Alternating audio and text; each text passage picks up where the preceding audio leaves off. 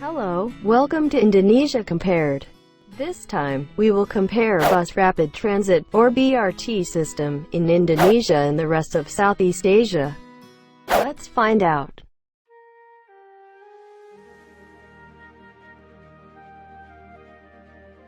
There is a growing tendency in cities around the world to invest in bus rapid transit systems, in an attempt to improve the capacity and quality of public transport services. The appeal of BRT is based on their ability to combine the service level of rail transit systems with the flexibility of buses at relatively lower investment costs. And this was the motivation behind the opening of such a system in Jakarta city in 2004. Jakarta is the center of economics, politics as well as the capital city of Indonesia, the largest and most populous country in Southeast Asia, with GDP over $1 trillion.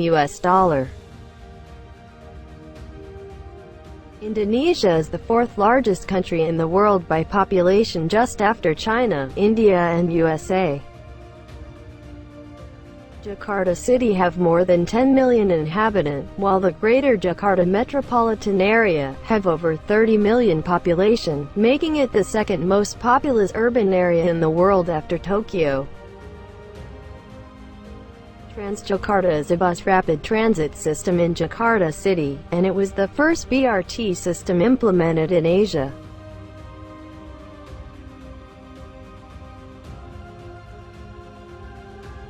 TRANSJAKARTA commenced operations on 2004, with the aim of providing a reliable public transport system to help alleviate the infamous heavy traffic on Jakarta's roads.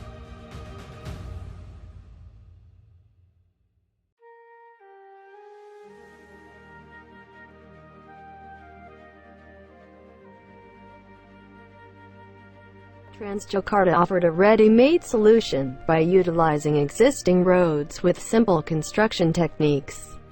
The initial route, 12.9 kilometers, costing only $29 million to build, and has been added to, and adapted countless times, so much so, that there are now well over 155 routes, with 2,000 buses, and serves more than 725,000 passengers every day.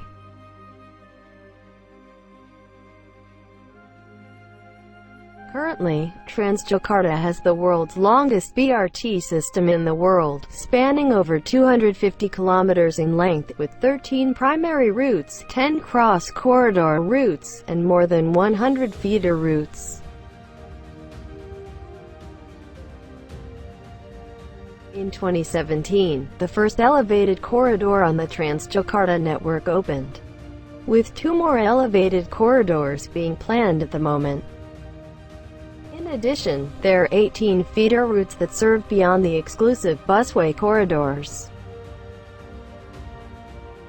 Located in the municipalities surrounding Jakarta, the feeder service uses special buses that allow for boarding at either ground level or the TRANSJAKARTA station platforms. The fare is extremely affordable at 3,500 rupiah, or around 23 cents. And the ticket price have been unchanged for over 14 years since the operations began. The number of TRANSJAKARTA buses has increased dramatically, from 605 buses in 2015 to 1,056 in 2016. At the beginning of 2017, TRANSJAKARTA owned 1,500 buses, with plans to double that number to 3,000 by the end of 2019, and has targeted to serve 1 million passengers per day this year.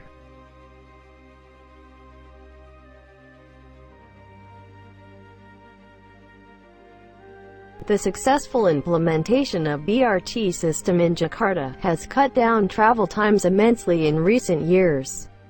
And the continuous improvement has made TRANSJAKARTA BRT becoming more and more reliable for passengers traveling around the notorious Jakarta's heavy traffic. Part of the reason why TRANSJAKARTA is so popular among the commuters is because TRANSJAKARTA has extensively developed BRT, so much so that it can cover many corners of Jakarta road networks. From south to north, east to west, most are covered by the TRANSJAKARTA network, which currently have more than 155 routes, including the feeder routes. Another reason why this BRT service is so popular is because the subsidized ticket price by the government, hence the flat fee of 3,500 rupiah, or around 20 cents for all routes. So within the 250 kilometers TRANSJAKARTA network, passengers can transfer at no additional cost. While Jakarta is far from perfect, traffic-wise, the TRANSJAKARTA BRT service is a breath of fresh air for millions of citizens commuting through Jakarta every day, since they can get a good quality public transport service that is comfortable, safe, and reliable at a very affordable price.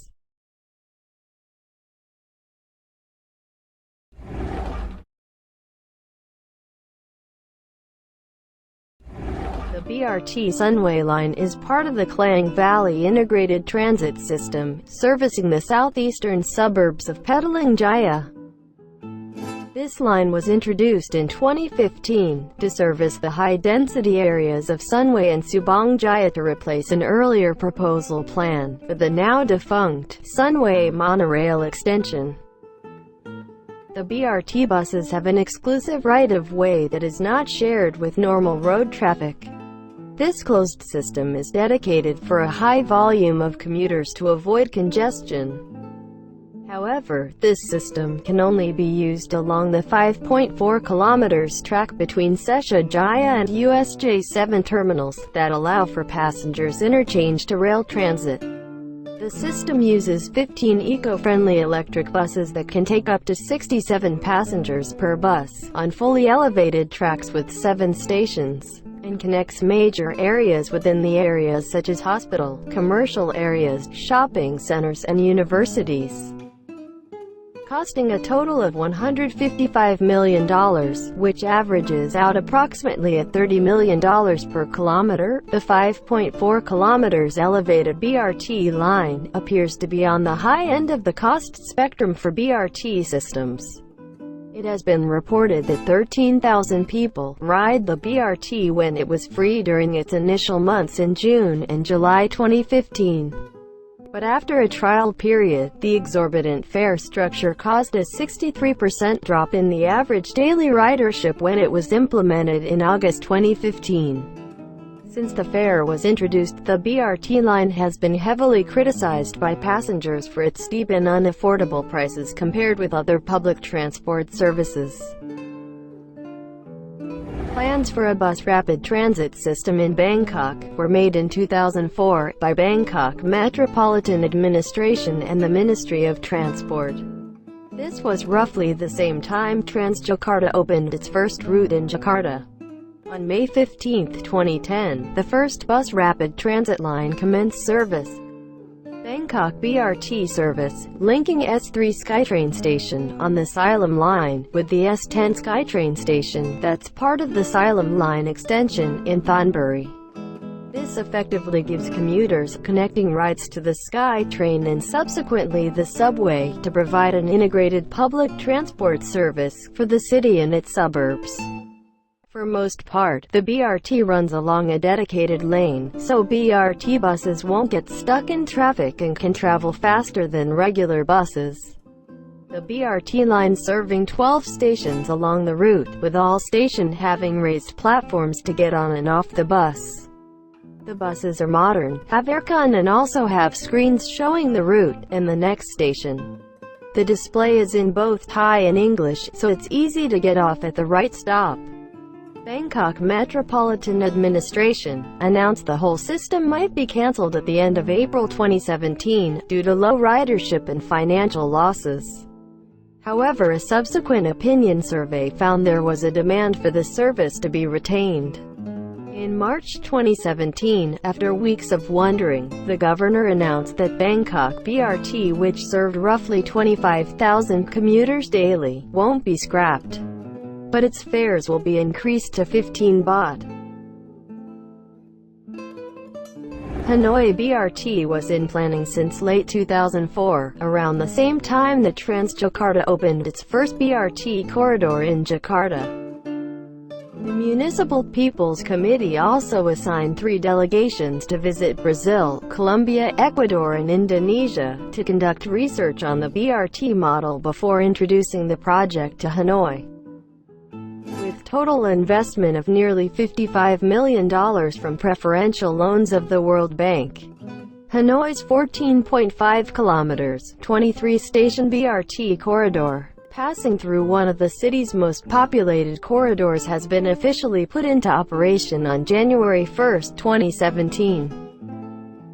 Hanoi BRT have their own separate bus lane, and operates 24 buses with capacity of 90 passengers each, running from 5 a.m. to 10 p.m. from Monday to Saturday, and 14 buses on Sunday, with a frequency between 5 to 15 minutes. A one-way ticket will cost 30 cents, equivalent to the fare of normal buses. Approximately 13,000 people use the service each day, and 80% of them are students and office workers. A majority of passengers are satisfied with the service, saying that it is more convenient than other routes. A survey of 2,000 passengers found that 23% had shifted from motorbikes or taxis to the BRT. But authorities in Ho Chi Minh City don't seem to be convinced.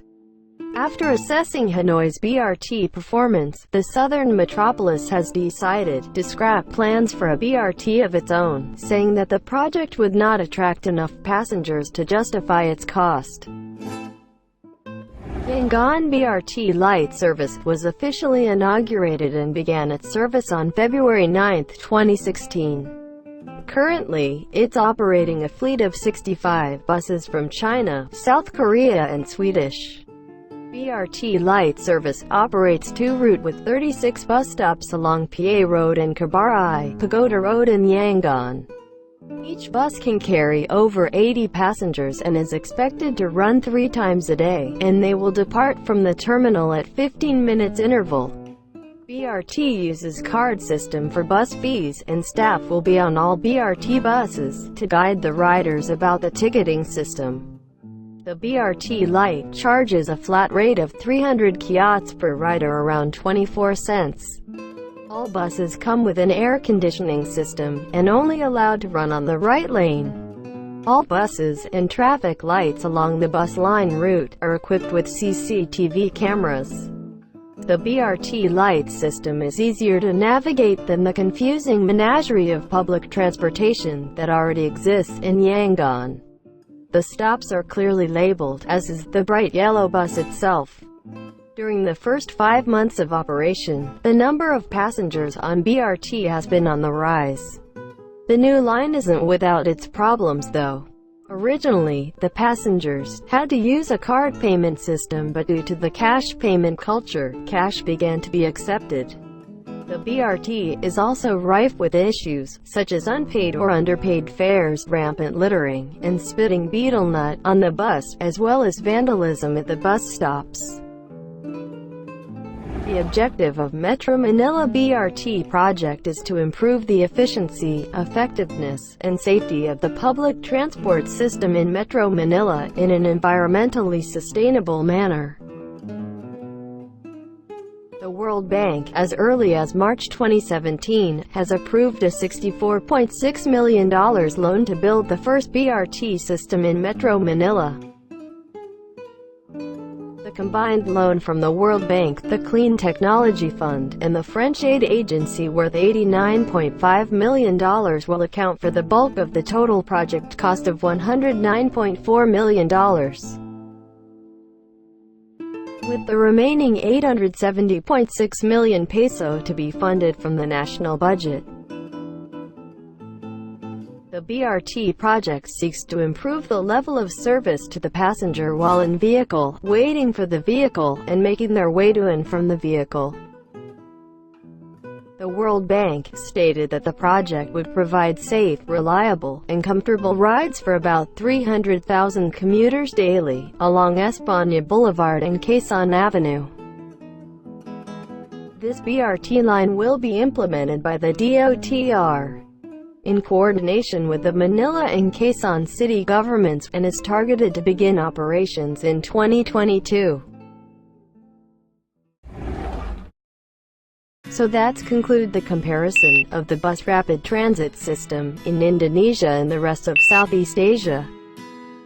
But more comparison videos will be made, featuring public transportation system in Southeast Asian nations. So stay tuned for the next video. Meanwhile, please like and subscribe for more Indonesian comparison videos. Thanks for watching.